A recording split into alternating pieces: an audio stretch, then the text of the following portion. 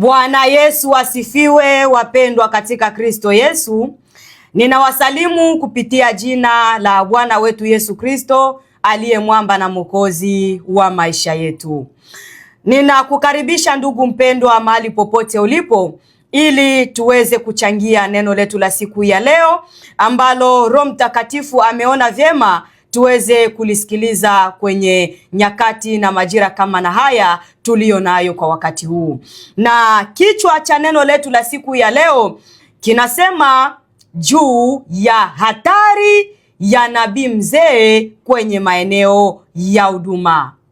Hatari ya nabii mzee kwenye maeneo ya huduma. Na kabla hatuja kwenda kulisikiliza neno letu la siku ya leo, ni vema tumtangulize Bwana katika maombi, na tukaribie tuombe kwa pamoja. Ninakushukuru Mungu Baba kupitia jina la Yesu Kristo wa Nazareti aliye hai. Mungu mtakatifu, Mungu mwenye enzi, Baba ninalisante jina lako. Ninakuinua Mungu uliye juu ya miungu yote. Ninakuinua Mungu mtakatifu uliyekuwako, uliyeko na utakayekuja. Baba, ninaliinua jina lako takatifu.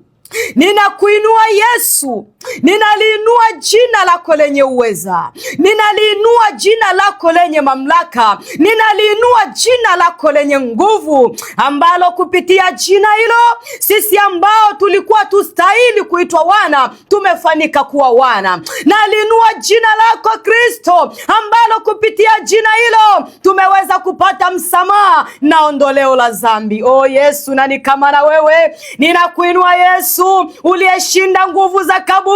Ninakuinua Yesu uliyeshinda nguvu za mauti. Nani kama na wewe Bwana? Hakuna. Ni wewe yule jana, leo na hata milele ya ubadiliki.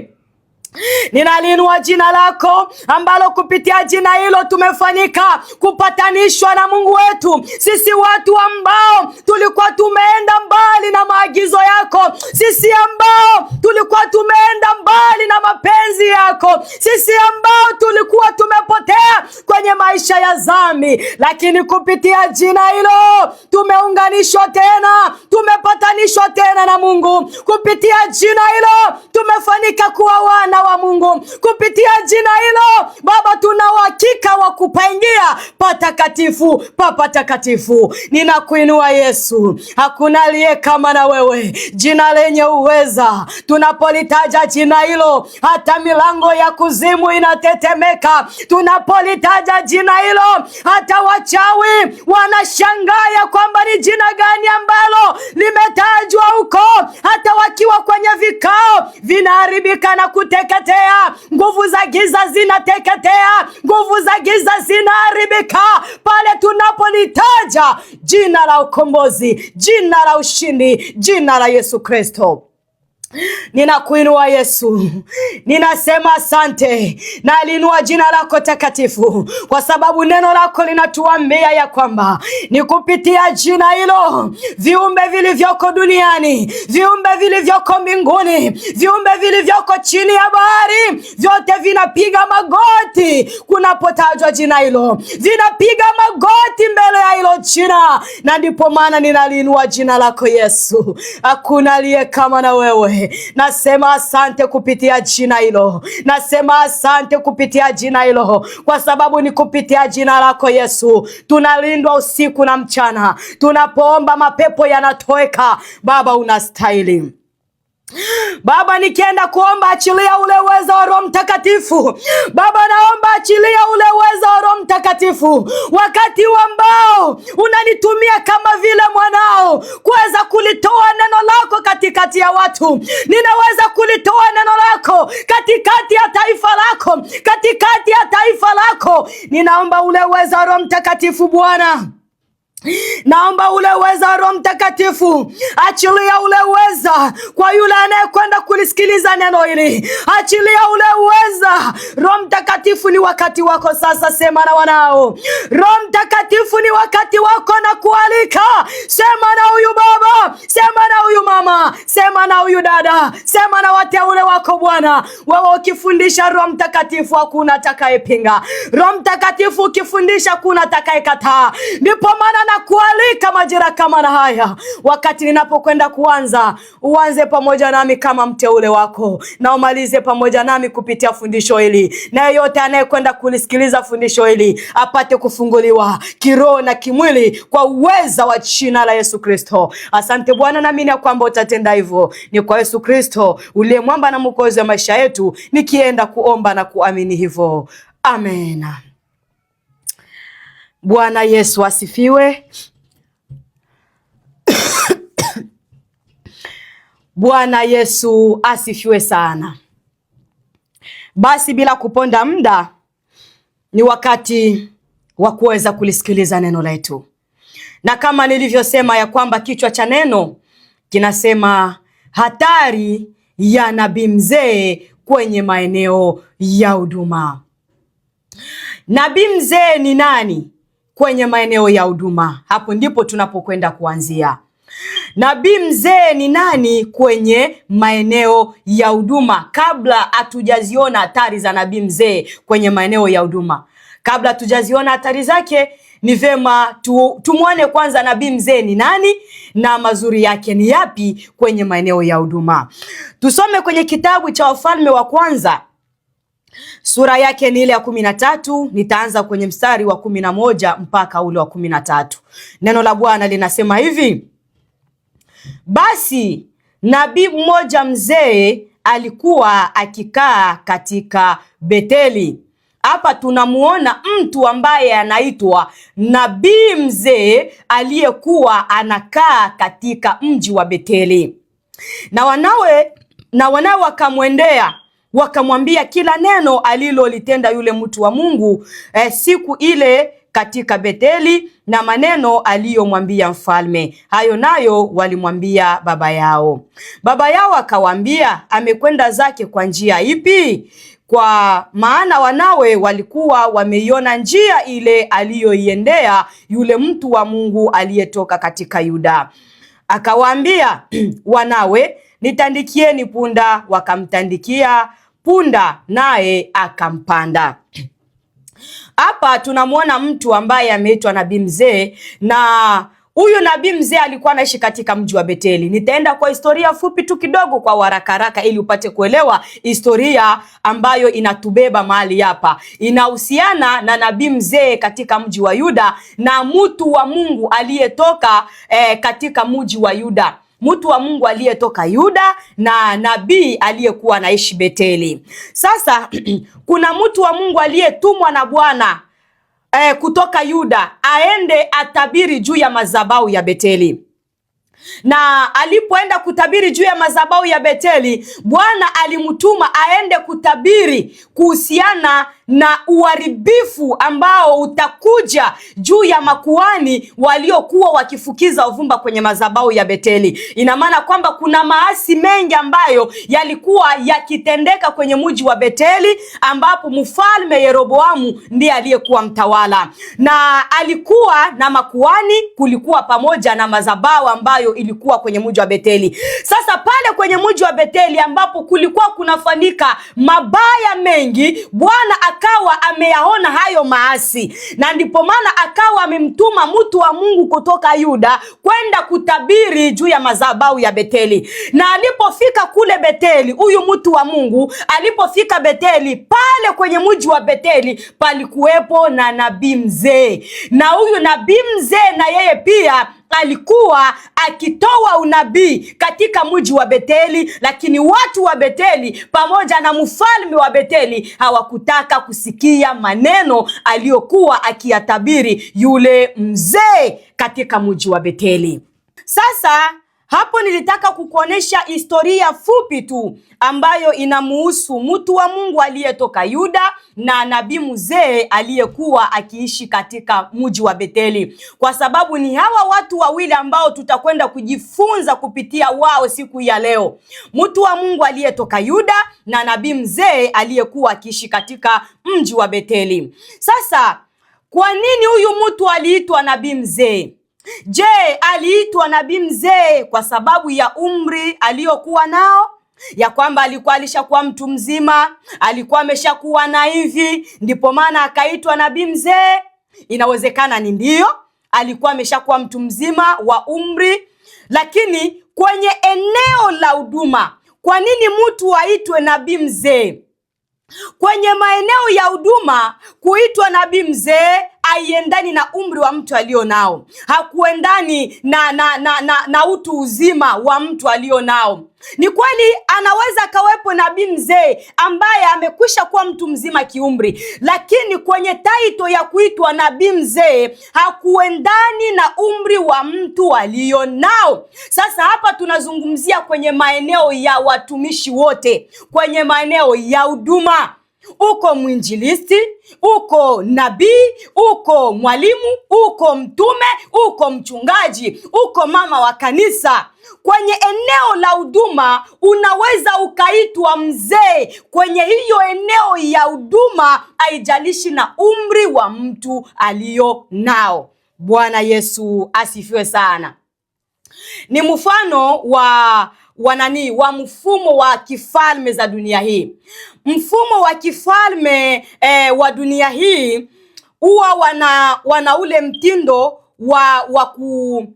wa kuchagua mfalme, aiza kurisisha ufalme kwa mtoto. Wakati baba anaacha madaraka ya ufalme, mtoto anabaki kwenye ile eneo. Sasa kwenye mfumo wa kifalme wa dunia hii, hapa ninakuwekea mfano ili upate kuelewa, kwa sababu mfumo wa kifalme wa dunia hii ni kidogo unalinganishwa na mfumo wa kifalme wa Mungu wetu. Wamekopi kutoka kwa ufalme wa Mungu wetu, basi akaja kuwekwa kwenye mamlaka ya dunia hii. Sasa kwenye mfumo wa kifalme wa dunia hii utakuta mfalme yuko pale. Wakati mfalme yuko pale, anaweza umri umeshaenda, wakati umri unaenda au anakaribia kufa au mfalme anakufa, kuna yule ambaye anabaki anarisi. Anaweza kachaguliwa mtu ambaye amekuwa na ule uzoefu wa kifalme, ambaye amefundishwa mambo ya kifalme. Aiza mtoto anabaki kwenye yale mamlaka. Sasa wakati mtoto anabaki kwenye yale mamlaka, anaitwa mfalme, si ndio? Anaitwa mfalme, na anapoitwa mfalme kila mtu anamupatia heshima. Haijalishi ni kijana wa miaka 20, ni kijana wa miaka 18, ni kijana wa miaka 30, lakini kila mtu atamuita mfalme, atamuita baba. Je, anaitwa baba kwa sababu ya umri alionao au kwa sababu ya yale madaraka ambayo ameyapata?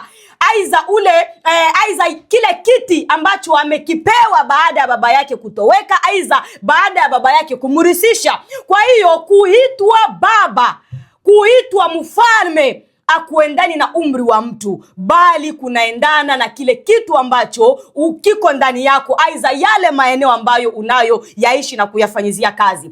Sasa kwenye eneo letu la ufalme wa Mungu wetu, na kwenyewe ni hivyo hivyo. Bwana ameteua watendakazi katika ufalme wake. Haleluya! Bwana ameteua watendakazi katika ufalme wake, na wale watendakazi, kuna wainjilisti, kuna manabii, kuna watumishi mbalimbali. Na hao watumishi wanapokuwa kwenye maeneo ya huduma wanaitwa baba. Je, wanaitwa baba kwa sababu ya umri? Hapana, inawezekana kwa sababu ya umri, lakini sio lengo au sababu ya kuitwa baba. Mfano wa kaka yangu Ulimwengu Milenga. Kaka yangu Ulimwengu Milenga, kuna watu ambao wanamtaga hata mzee, ya kwamba mzee, tunakuhitaji hapa, tupate kidogo maneno ya hekima, utushauri 1 2 3. Kwa nini aitwe mzee na wakati ni kijana? Bwana tusaidie sana. Kwa hiyo kuitwa baba kunaendana na ile eneo ambayo Bwana amekuweka katika utendaji kazi ambao unaofanya katika ufalme wake.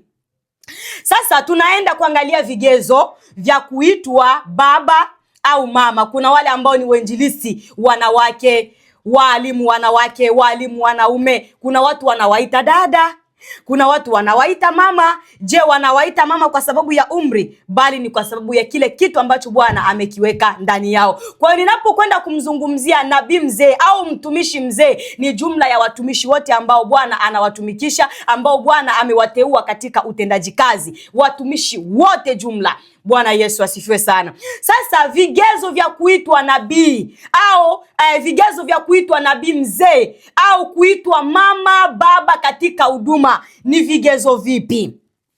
Kigezo cha kwanza, uzoefu wa kiroho wa kiunabii. Mpaka mtu akaitwa nabii mzee, mtumishi mzee, kaka, dada, mama kwenye utumishi, ni ule uzoefu wa kiroho, wa kiunabii au wa kihuduma. Kwa lugha nyingine tunasema experience kwenye eneo la utumishi, experience ya kiroho, experience wa kihuduma. Mtu anaitwa nani? Anaitwa baba, kwa sababu kuna wale utakuta ameshahudumu kwenye huduma ya unabii kwa muda mrefu, anahudumu kwenye huduma ya uinjilisti kwa muda mrefu, anakuwa na ile experience ya uinjilisti, experience ya unabii, ule uzoefu wa ualimu. Huyu mtu anaitwa baba au mama kwa sababu ya ule uzoefu wake wa muda mrefu. Kigezo cha pili, hekima ya kiunabii, hekima ya kiutumishi. Mtumishi wa Mungu mpaka aitwe baba, aitwe nabii mzee au mwinjilisti mzee, ina maana kwamba ndani yako mumeonekana hekima ya kimungu ndani yako. Bwana Yesu asifiwe sana. Kwa sababu kuna wengi ambao wametafuta hekima ya dunia hii na wakaitwa wazee, wakaitwa baba, lakini hekima za dunia hii haina manufaa yoyote ile, kwa sababu hekima ya dunia hii yote itaishia hapa. Lakini huyu anayeitwa baba katika huduma, katika utumishi, ina maana kwamba ndani yake mumeonekana hekima ya kimungu ya kuweza kutatua maamuzi sahihi mbele za watu, katikati ya jamii. Anatatua maamuzi ya watu ya kuwaongoza kwenye njia ya kuacha dhambi na maovu yao. Tusome kwenye kitabu cha Danieli. Kwenye kitabu cha Danieli, sura yake ni ile ya pili. Danieli sura ya pili mstari wa 29. Danieli 2. Danieli 2:29 inasema hivi.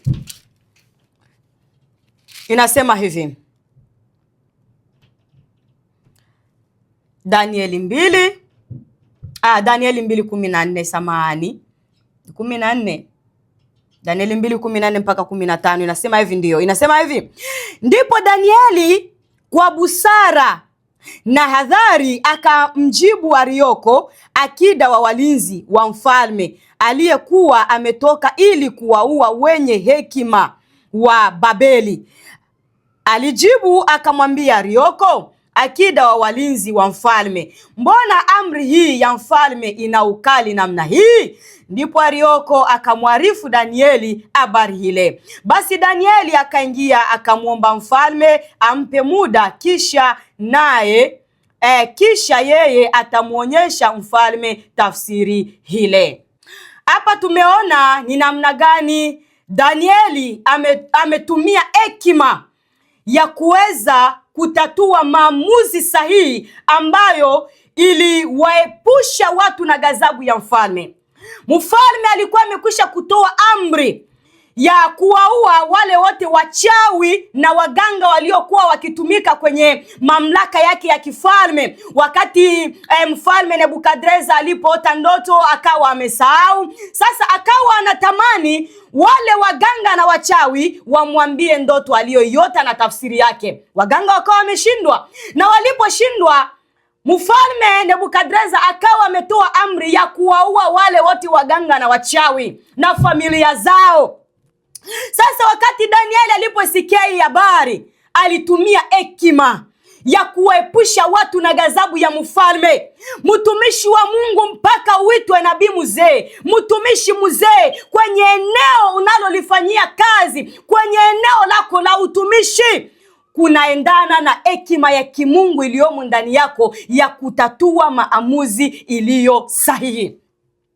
Kuna watumishi ambao kazi yao ni kuvuruga tu, wakiwa kwenye makundi, ndani ya kanisa, ndani ya vyumba vya maombi, kazi yao ni kuvuruga. Utakuta kuna wengine ambao vyumba vya maombi vinasambaratika kwa sababu ya mtu mmoja tu. Anasambaratisha chumba cha maombi, anasambaratisha kikundi. Kwa sababu gani? Hekima ya kiutumishi haimo ndani yake. Mtumishi wa Mungu, wewe ni mpatanishi na sio msambaratishaji wa watu. Mtumishi wa Mungu, wewe unastahili kuleta maneno ya hekima ya kuwaepusha watu na ghadhabu ya kifo mbele za Mungu. Lakini kuna watu ambao hekima ya kimungu haimo ndani yao. Bwana tusaidie sana. Kuna wengine ambao wakipewa ujumbe na Mungu kuhusu mtu fulani, kuna mtu ambaye anaweza akapewa ujumbe ya kwamba unamjua kaka fulani alitoka nje ya ndoa, uende umwambie hiyo habari. Na wakati anapopewa ujumbe na Mungu, akienda eko namuita mume hapo na mke hapo, ya kwamba Mungu amenionyesha katika ndoto ya usiku ya kwamba wewe umemsaliti mke wako. Mke wake yuko pale na mume yuko hapo.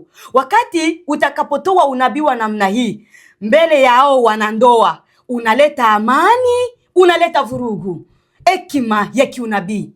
Mungu anapokupashia jambo fulani hata kwenye makundi, tumia hekima kabla ya kusema. Je, nikisema hili moja kwa moja italeta amani au itavuruga? Hekima ya kiutumishi. Na kama hauna hekima ndani yako, tafuta hekima ya kiutumishi, tafuta hekima ya kiunabii ya kuleta amani kwa watu. Yesu akasema ya kwamba heri wapatanishi, maana hao wataitwa wana wa Mungu. Hekima ya kiunabii. Wakati Mungu anakupatia ujumbe, omba hekima. Nitaufikishaje huo ujumbe mbele ya watu? Nitaufikishaje huo ujumbe katikati ya kundi? Nitaufikishaje huo ujumbe katikati ya wana maombi kabla ya kutoa ujumbe? Na utakapomwomba Mungu, Mungu atakuongoza kwenye njia iliyo bora ambayo ujumbe huo utafika, lakini haitaacha madhara yoyote ile ya kuwasambaratisha watu. Na Bwana tusaidie sana. Hekima ya kiunabii. Mpaka uitwe mama, baba, mzee. Sio wote wanaoitwa mama ambao wanaitwa mama kwa sababu ya umri walizo nazo, bali kwa sababu ya hekima ambayo imeonekana ndani yao. Mama, kuna wale ambao wanakudharau kwa sababu kazi yako ni kukaa na kutoa maneno yasiyofaa. Kwa nini unadharaulika? Tafuta hekima ya kimungu ndani yako, hekima ndani ya ndoa, hekima kwa familia, hekima katikati ya jamii. Mtafute Yesu aweke hekima ndani yako. Wakati Yesu atakaa ndani yako, hata maneno yako ya kujibu yatakuwa ni yenye hekima.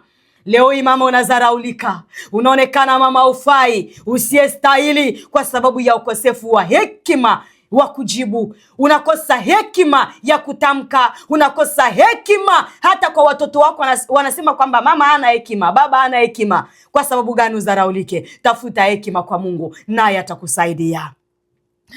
Pointi ya pili, kigezo cha pili, kigezo cha tatu, heshima kutoka kwa watu wengine.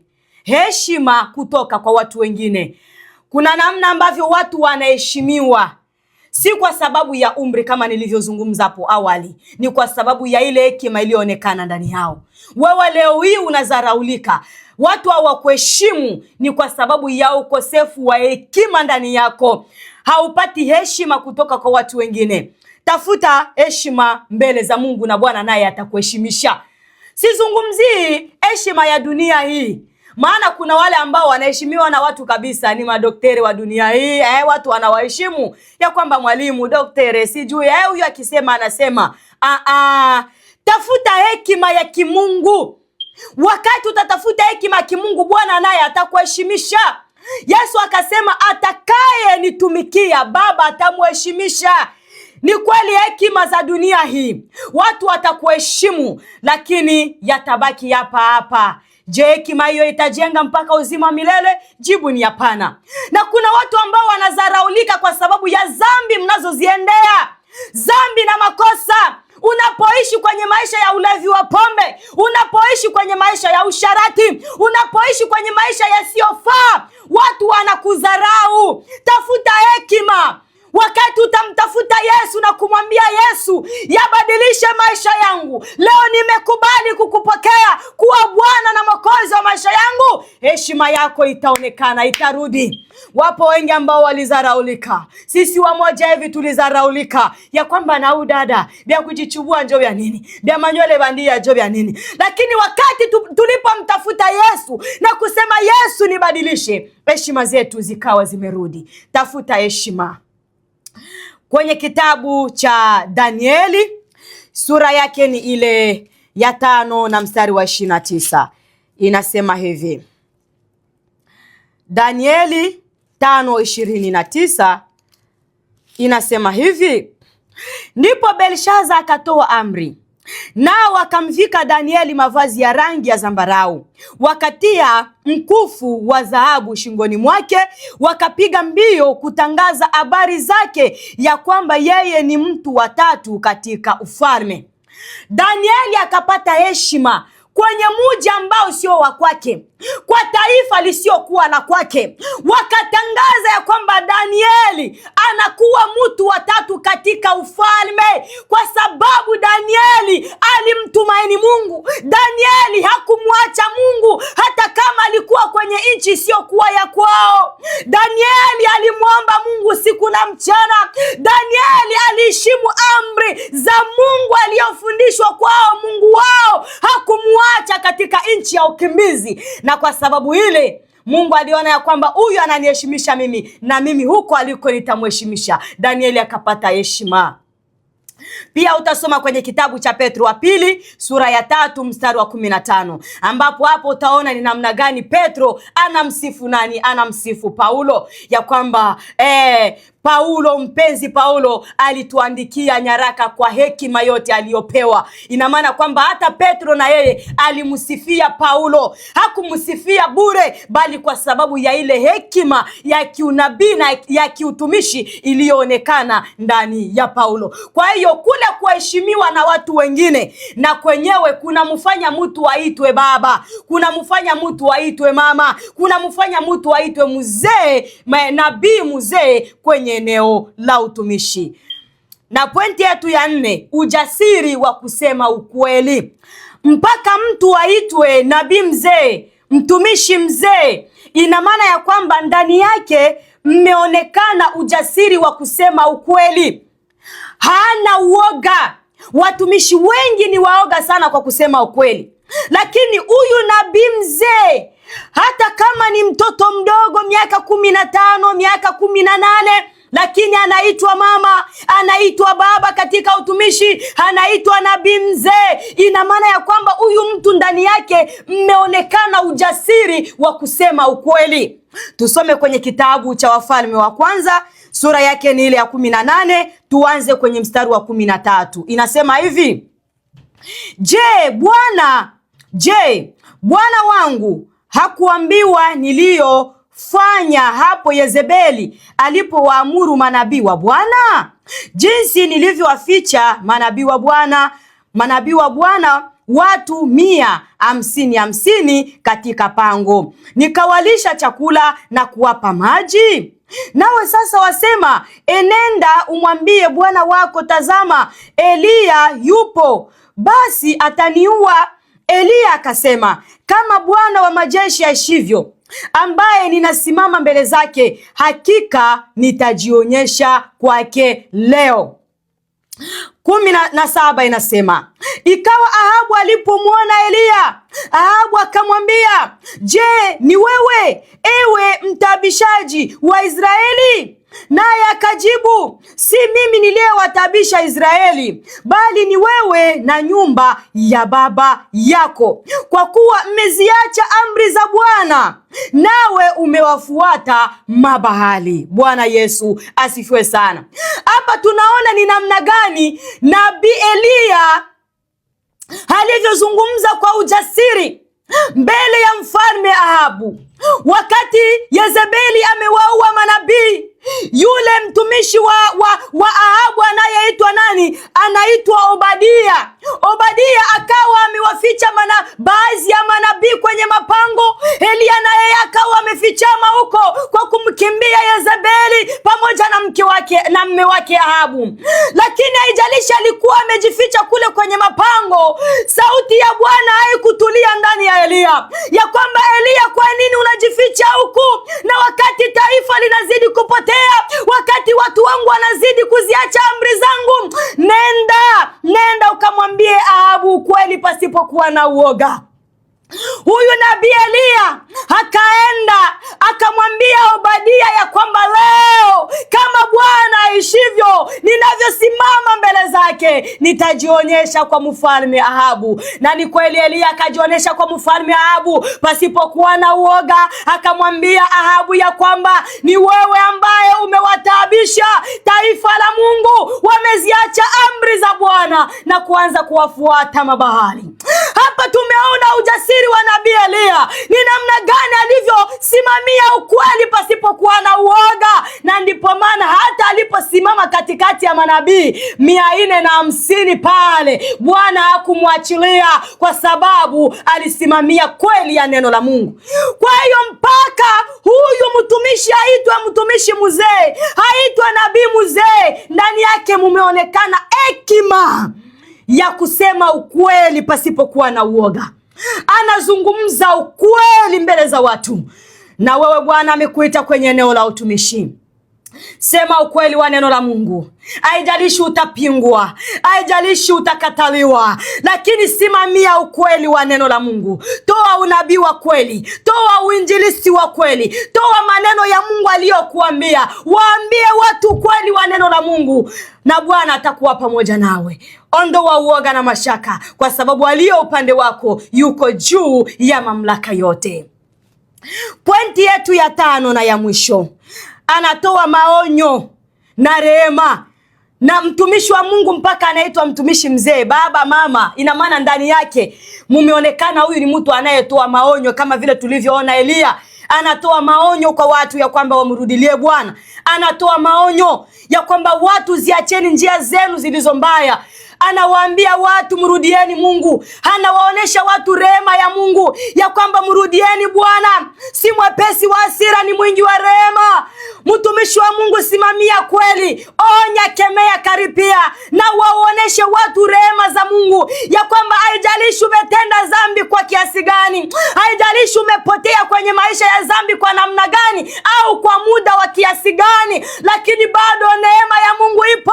Mungu ni Mungu wa rehema, ni si mwepesi wa hasira, amejaa rehema na huruma. Mtumishi wa Mungu ni mtu anayesimamia kweli na kuwaonya watu. Kwenye kitabu cha Yona, sura yake ni ile, kwenye kitabu cha Yona sura yake ni ile ya 3. Yona 3, tutaanza kwenye mstari wa 4. Nasema hivi: Yona akaanza kuingia mji mwendo wa siku moja, akapaza sauti yake akasema, baada ya siku 40 Ninawi utaangamizwa. Basi watu wa Ninawi wakamsadiki Mungu, wakatangaza kufunga, wakajivika nguo za magunia, tangu yeye aliye mkubwa hata aliye mdogo. Amen. Tunaona ni namna gani nabii Yona alipotumwa na Mungu akaingia katika mji wa Ninawi, akaanza kutangaza, akaanza kutoa maonyo ya kwamba mji wa Ninawi utaangamia, baada ya siku 40 utaangamizwa. Watu wa Ninawi waliposikia, walitubu dhambi zao, wakamrejea Bwana, wakatangaza kufunga, wakatangaza kuomba, na wakatubu dhambi zao. Kwa hiyo mtumishi wa Mungu, nabii mzee, mtumishi mzee, ni mtu mwenye kutoa maonyo kwa watu ya kwamba mrudieni Mungu, amejaa rehema naye atawasamehe. Na watu wanaposikia hivyo, watu wanarudi, wanatubu, na wanapotubu kupitia mtumishi wa Mungu, wanampatia heshima yake ya kwamba kupitia huyu ndipo maana tumemjua Mungu, kupitia huyu ndipo maana tumeziacha njia zetu mbaya. Kwa hiyo tunakwenda kumalizia kwenye vigezo hivyo vya kwa nini mtu aitwe nabii mzee au mtumishi mzee katika eneo la utumishi. Uko mwinjilisti unaitwa mama, si kwa sababu ya umri ulionao, bali unatokana na hivyo vigezo ambavyo tumevitaja hapo. Sehemu yetu ya pili, nini hatari ya huyu nabii mzee sasa kwenye eneo la huduma? Hatari ya huyu nabii mzee ni ipi kwenye maeneo ya huduma? Pointi ya kwanza, nafasi ya uzoefu katika huduma. Wakati mwingine wanatumia uongo. Bwana Yesu atusaidie sana. Hapa tunaanza na hatari ya nabii mzee kwenye eneo la huduma. Ile sehemu ya uzoefu, saisha kwa mzoefu kwenye huduma ya uinjilisti, kwenye huduma ya unabii. Yani kwa sababu ya ule uzoefu, wakati mwingine wanaweza wakatumia uongo. Wasipokuwa makini, watatumia uongo kwa neno la Bwana, na Bwana hakusema. Kwa hiyo lengo la kuleta neno hili siku ya leo, Roho Mtakatifu anapenda wewe ambaye una nafasi ya kuwasikiliza manabii, wainjilisti, watumishi wa Mungu, uwe makini sana, kwa sababu sio kila yeyote atakayesema Bwana amesema na ni kweli Bwana amesema. Mwinjilisti amesema ya kwamba Bwana amesema, ni kweli Bwana amesema. Kwa sababu amekwisha kuwa na uzoefu kwenye eneo la utumishi, atasema Bwana amesema na kwamba na kumbe Bwana hakusema, na utamwamini kweli. Kwa sababu gani? Amekuwa na ule uzoefu kwa muda mrefu kwenye hilo eneo. Bwana atusaidie sana. Na ndipo maana tutakwenda kumwona huyu nabii mzee alisababisha kifo kwa yule mtu wa Mungu aliyetoka Yuda. Mtu wa Mungu aliyetoka Yuda alifariki kwa maneno ya nabii mzee. Haleluya.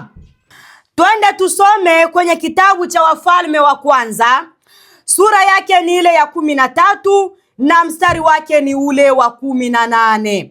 Neno la Bwana linasema hivi: akamwambia, mimi nami ni nabii kama wewe, na malaika akaniambia kwa neno la Bwana kusema, mrudishe pamoja nawe nyumbani kwako, ale chakula akanywe maji. Lakini alisema uongo. Huyu nabii mzee anamtabiria yule mtu wa Mungu maneno ya uongo. Mtu wa Mungu alipotoka Yuda, Bwana alimwambia uende kwenye madhabahu ya Beteli utabiri, lakini uko unakokwenda usile chakula, usinywe maji, na usirudi kwenye njia ile uliyoijia. Bwana amemwambia hivyo.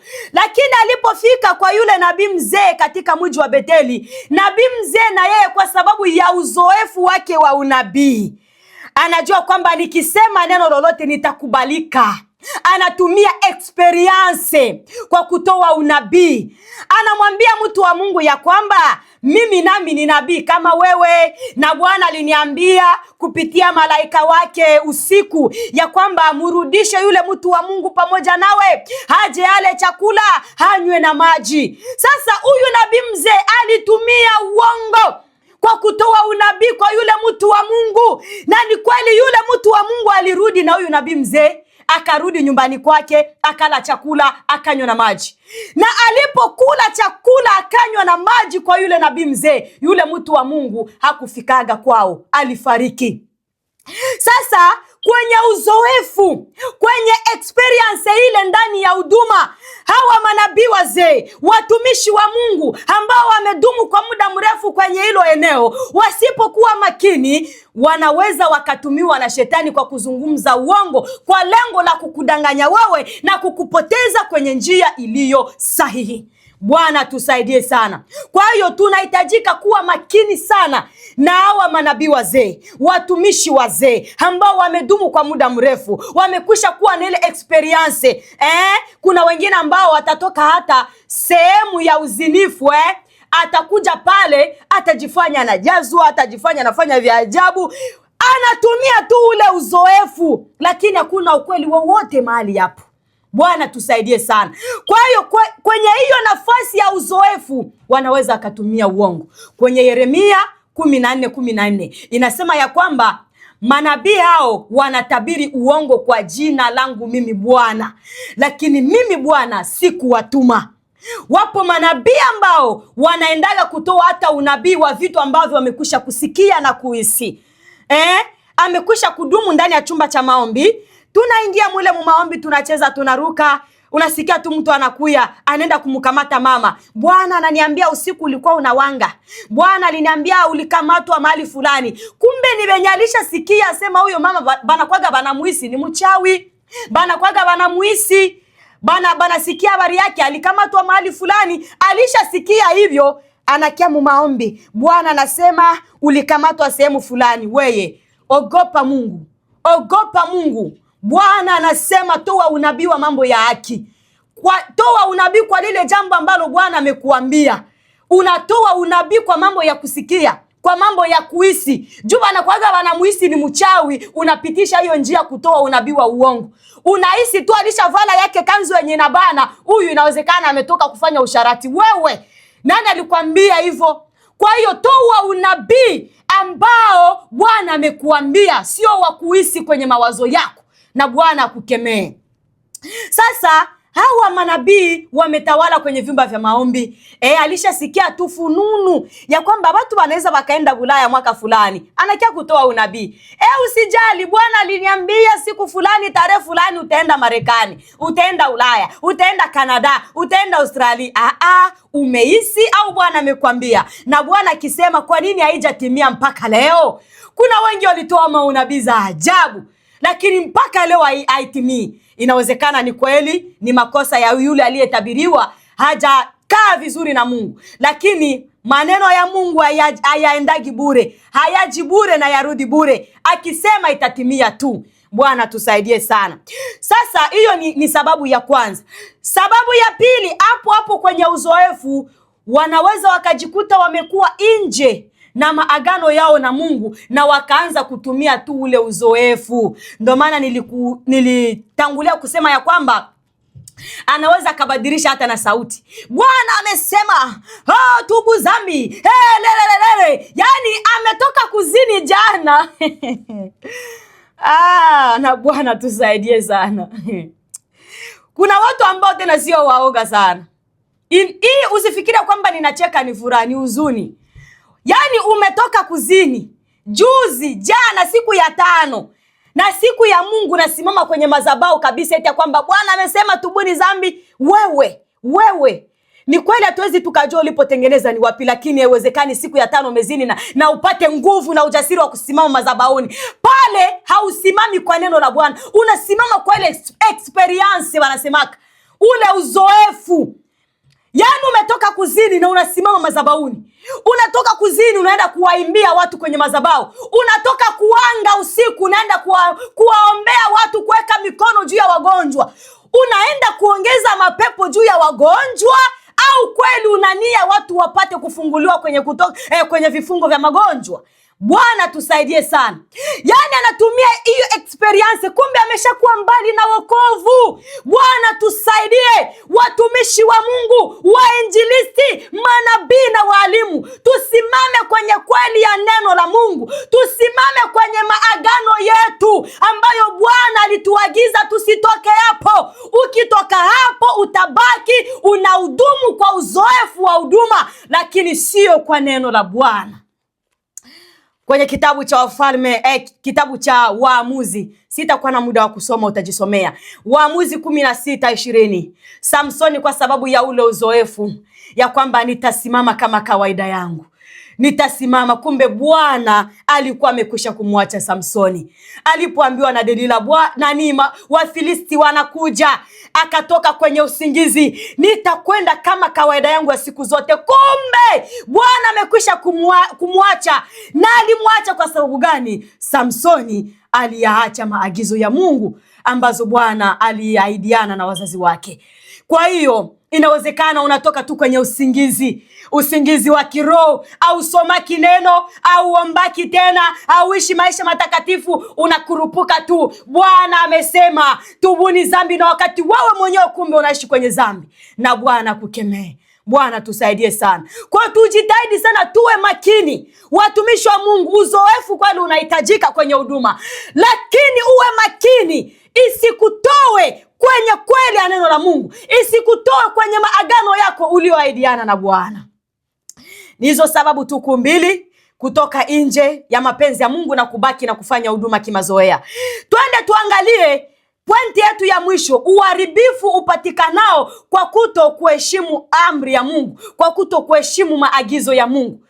Huyu mtu wa Mungu alifariki kwa maneno ya nabii mzee. Nabii mzee alipomtabiria huyu mtu wa Mungu akakubali na akaamini. Alipoamini, huyu mtu wa Mungu alifariki njiani.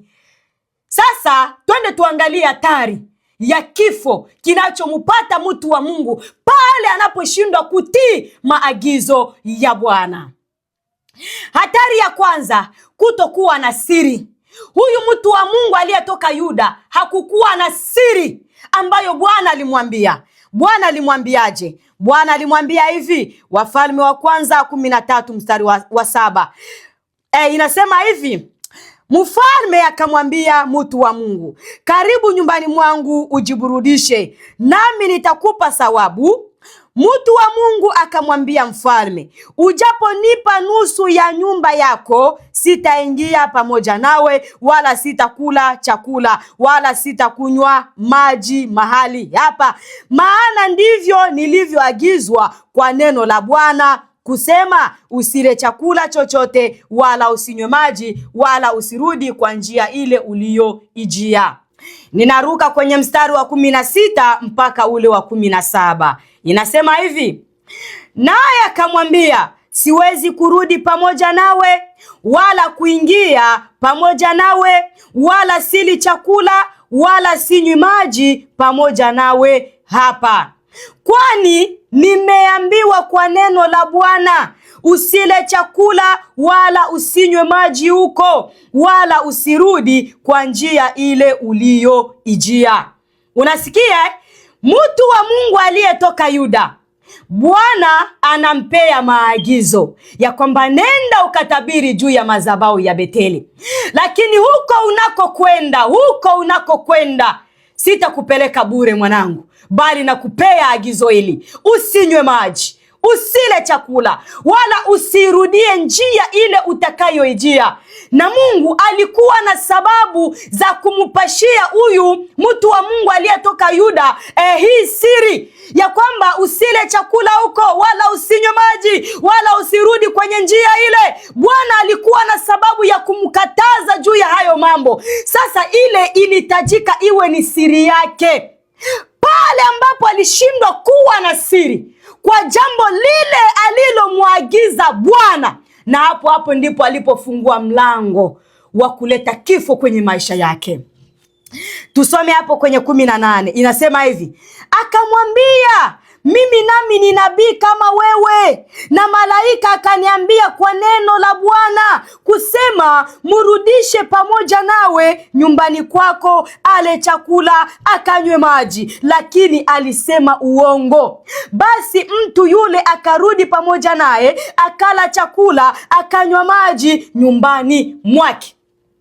Yaani yule nabii mzee sasa, yule nabii mzee katika mji wa Beteli, aliposikia yule mtu wa Mungu anasema ya kwamba Bwana aliniambia nisile chakula mahali hapa, Bwana aliniambia nisinywe maji na nisirudi kwenye njia ile niliyoijia, nabii mzee akapata mwanya ya kwamba na mimi nitakupata hapo hapo, si na mimi ni nabii kama wewe, mimi nami ni nabii kama wewe, na Bwana ameniambia usiku, rudi kwangu ule chakula na unywe maji. Lakini alizungumza uongo.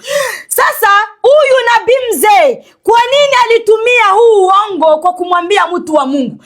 Alitumia huu uongo kwa sababu yule mtu wa Mungu alikwisha kuitoa siri yake ambayo Bwana alimwambia.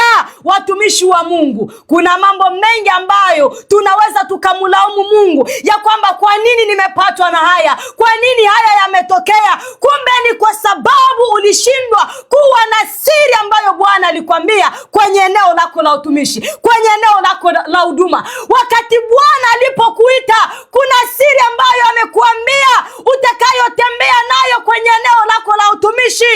Unaweza ukashangaa mambo tena hayaendi kiroho, mambo tena hayaendi vizuri. Kumbe tayari umetoa siri kwa watu ambao haukupashwa kuzungumza nao.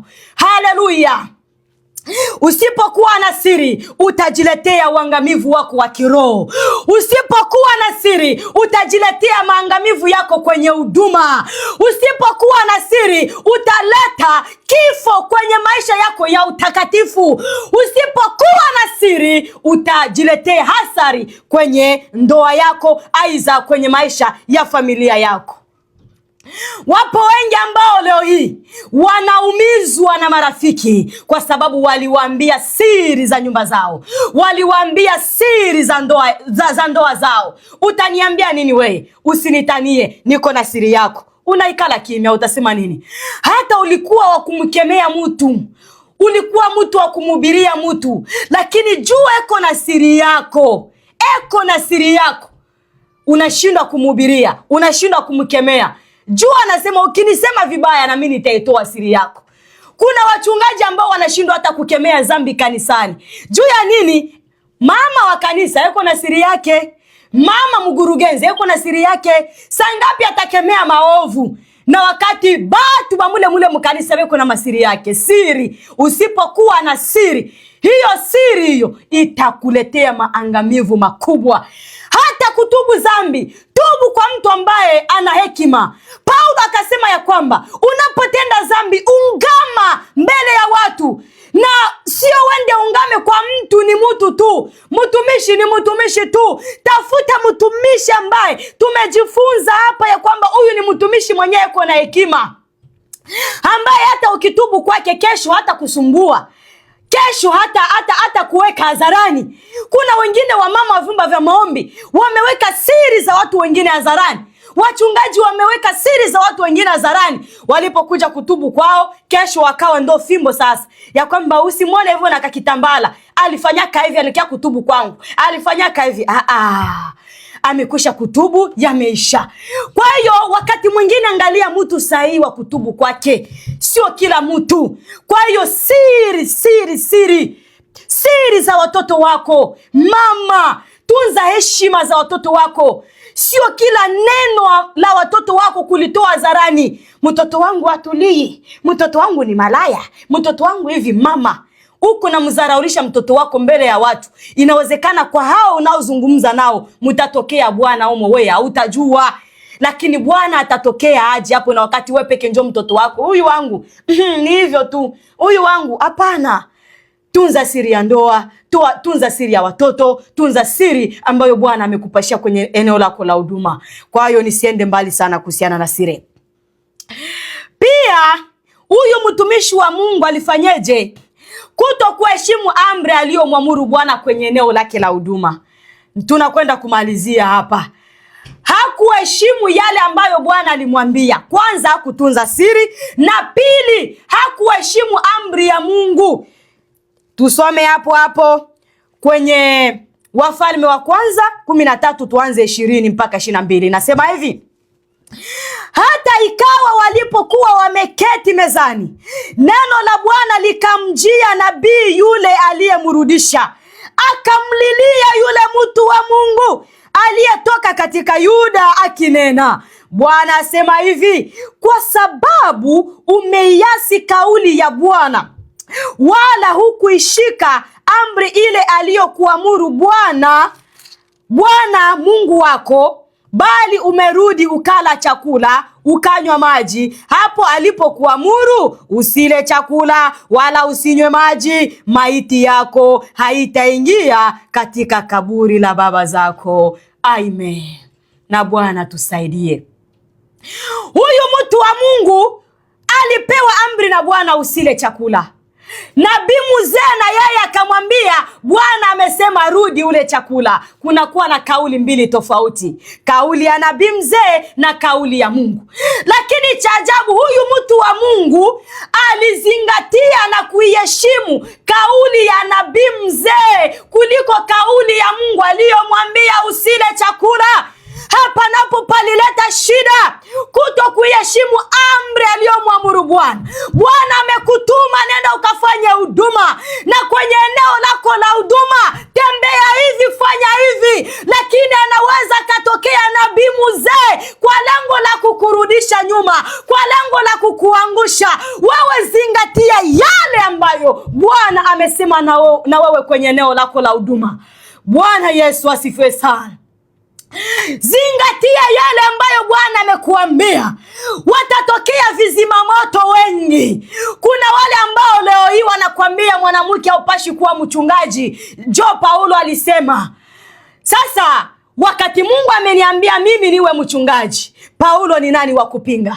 Na wakati Paulo alikuwa anazungumza na watu wake wa eneo lile kwa wakati ule, Paulo alisema ya kwamba huu ndio mwisho wa Mungu kusema na wanawake? Paulo alisema ya kwamba Mungu hawezi akashusha tena unabii, huduma ya kiuchungaji ndani ya watumishi wa Mungu? Au Paulo alisema ya kwamba Mungu tangia leo hataita tena wanawake kuwa waalimu? Kwa hiyo umepewa sauti na Mungu, lakini zinaweza zikatokea sauti nyingi za kukurudisha nyuma kwenye eneo lako la utumishi. Kwa hiyo unahitajika kuwa makini sana. Unahitajika kuisikiliza sauti ya Mungu inayesema nawe kwenye eneo lako la utumishi, kwenye eneo lako la huduma. Bwana Yesu asifiwe sana. Msikie Mungu, msikilize Mungu anakuambia nini. Bwana amekuita kwenye huduma ya ualimu, simama kulingana na Bwana alivyokuita. Bwana amekuita kwenye eneo la unabii, simama na ukahudumu sawasawa na sauti ya Bwana aliyosema nawe. Bwana amekuita kwenye eneo la uchungaji, simama, kahudumu, kaifanye kazi ya Bwana kulingana na sauti ya Bwana aliyesema nawe ndani yako. Haleluya. Siku moja napenda kuzungumzia sana hili. Mama Nyisa Kichaula kutokea pale Tanzania, Mbeya. Huyu ni mchungaji.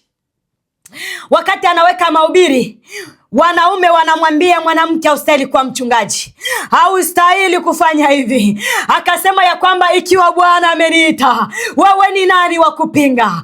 Ikiwa Bwana ameweka huduma ndani yangu, Paulo ni nani wa kupinga? Yule Mungu aliyesema na Paulo ndiye Mungu anayesema na wanawake leo hii. Ndiye Mungu ambaye ameweka huduma yake ndani ya mwanamke. Mungu anapomuita mwanamke haangalii jinsia.